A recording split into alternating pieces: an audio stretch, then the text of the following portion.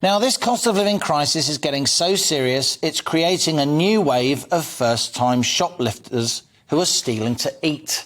That's according to retailers and other experts amidst calls from energy bosses and the Bank of England for the government to step in to help bring down bills. No less than 7.3 million adults have skipped meals, cut meal sizes, or gone with no food for a day due to soaring prices. That's according to the Food Foundation charity. And according to another retail consultancy, Shop Floor Insights, levels of shoplifting are now, quotes, off the charts. A few days ago, Andy Cook, the new head of the police inspectorate, suggested that officers might use discretion in terms of whether or not to prosecute desperate shoplifters.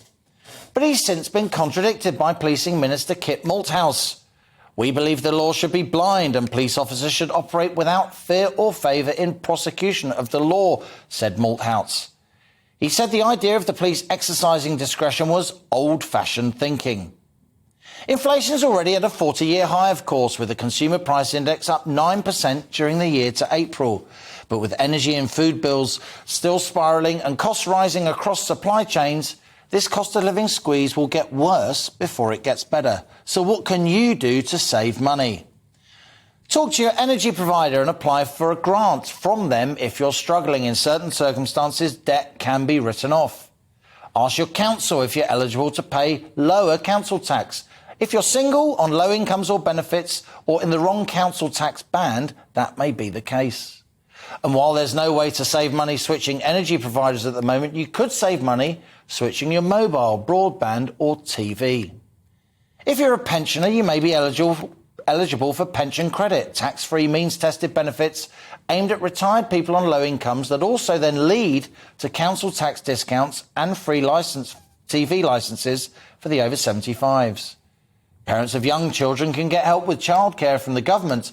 Around 1.3 million households are eligible but haven't applied. And pregnant mums with kids under 4 can apply for Healthy Start vouchers from the NHS, which they can use to buy milk, baby formula and other food. Millions of households are now struggling to pay for the basics: food, shelter, clothing. And this cost of living squeeze has some way to go. Shoplifting, of course, from both a moral perspective and given the risk of prosecution, clearly is no answer. But some may feel law enforcers should show some discretion when people are desperate. A Manchester's Inspector of Constabulary has said. And that's our on-the-money question today. Should the police go easy on shoplifters as the cost of living squeeze gets worse?